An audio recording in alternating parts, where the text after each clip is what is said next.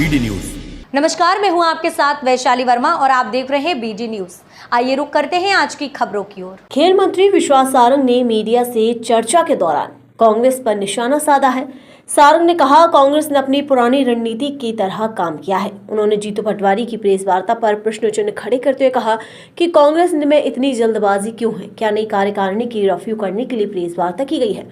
सारंग बोले, कितनी जल्दबाजी क्यों है? जीतू पटवारी की प्रेस वार्ता का यथार्थ नहीं है। उन्होंने कहा कि प्रेस वार्ता के दौरान जीतू पटवारी ने कोई भी आंकड़े प्रस्तुत नहीं किए। जो आंकड़े प्रस्तुत किए वो झूठे थे। मोहन सरकार में विकास के नए आयाम स्थापित किए हैं। जनता के कल्याण, आर्थिक अनुशासन की बात करें, बजट की व्यवस्था, हर तरह से सरकार ने काम किया। मोहन सरकार हर मामले पर सफल रही। मंत्री ने कहा, जीतू पटवारी के 45,000 करोड़ का लोन लिया जो गलत है। मोहन सरकार ने 25,000 करोड़ का लोन लिया जिसमें बड़े काम किए गए। विश्वास ने कहा कि कमलनाथ सरकार ने 11 जनवरी से लोन लेने की शुरुआत हुई। कमलनाथ की सरकार ने हर महीने कर्ज लिया। कर्ज लेकर घी पीने का काम किया गया। वहीं जीतू पटवारी कमलनाथ सरकार की बखियां उखाड़ने के लिए प्रेस वार्ता कर रहे थे। मंत्री सारंग बोले कि मोहन सरकार ने रीजनल इन्वेस्टर समिट के माध्यम से इन्वेस्टमेंट लाने का प्रयास किया। अलग अलग प्रदेशों से सीएम मोहन यादव इन्वेस्टमेंट लेकर आए। विदेश से 78,000 करोड़ रुपए से ज्यादा इन्वेस्टमेंट मिला। इन्वेस्टमेंट युवाओं से जुड़ा होता है। वहीं 4 लाख से ज्यादा युवाओं को लाभ होगा। संकल्प पत्र को लेकर का 456 संकल्प के पॉइंट थे। अब तक 310 संकल्प में 50 पूरे कर लिए गए। बाकी में भी काम चल रहा है। 2024-2025 में सड़क, पुल, पुलिया निर्माण के लिए बजट रखा। वहीं सारंग ने कहा कि लगातार हमने विकास के कार्य किए। कर्नाटक, तेलंगाना, हिमाचल की बात करते सरकारी कर्मचारियों की यहाँ तनख्वाह के लाले पड़े हैं। प्रशासकीय अमले के ट्रांसफर रेगुलर है। उन्होंने कहा कि कानून हाथ में लेने वालों को बख्शा नहीं जाएगा।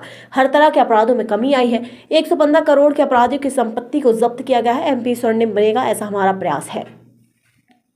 भाग हमारे ही समय पर बनी हुई तेलंगाना, कर्नाटक और हिमाचल सरकार का भी जिक्र करते, मुझे लगता है व्यापक रूप से बात करते तो शायद ज्यादा यथार्थ सामने आता। हम आपको सबको मालूम है और आपके माध्यम से हमें ज्यादा जानकारी मिलती है कि कर्नाटक, तेलंगाना और हिमाचल की सरकार में शासकीय कर्मचारियों को पैसे, तनख्वाह देने के भी लाले पड़े हुए हैं।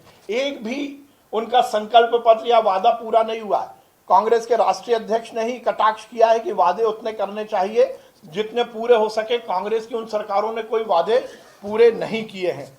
एक बात और की गई है कि मध्य प्रदेश में ट्रांसफर को लेकर बहुत भ्रष्टाचार है।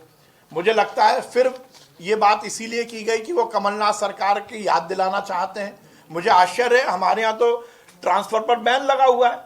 विगत 1 वर्षों से तो मोहन सरकार ने ट्रांसफर पर बैन ही नहीं खोला है, तो कौन से ट्रांसफर की वो बात कर रहे हैं? मुझे आश्चर्य होता है। जो प्रशासकीय अमले का ट्रांसफर है वो तो रेगुलर है। आईएएस आईपीएस का ही अमूमन है, वो तो व्यवस्थाएं बनाने के लिए, पर ट्रांसफर उद्योग खुल गया है। मुझे लगता है आश्चर्य, ये भी मुझे लगता है उनके अल्प ज्ञान का ही परिचायक है।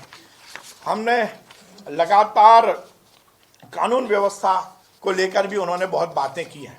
कानून व्यवस्था में मैं दृढ़ता के साथ कहना चाहता हूं, मोहन सरकार ने स्पष्टता के साथ ये सुनिश्चित किया है कि अपराधी, कालाबाजारी करने वाले या कानून को अपने हाथ में लेने वाला कोई भी वर्ग किसी भी तरह का होगा, उसको बख्शा नहीं जाएगा।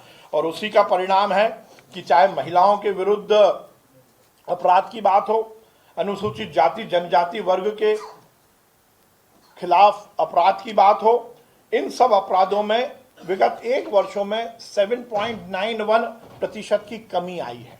वो कह रहे हैं कि बढ़ गए, जबकि आंकड़े कह रहे हैं कि 7.91% की इन सब अपराधों में कमी आई है।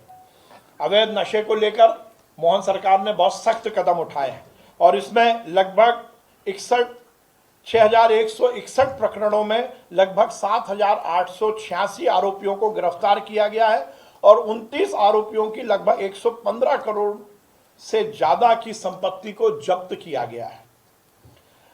मध्य प्रदेश में लगातार हम विकास और नए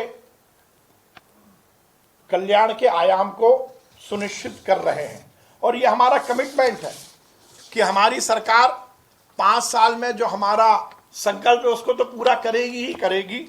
उसके साथ ही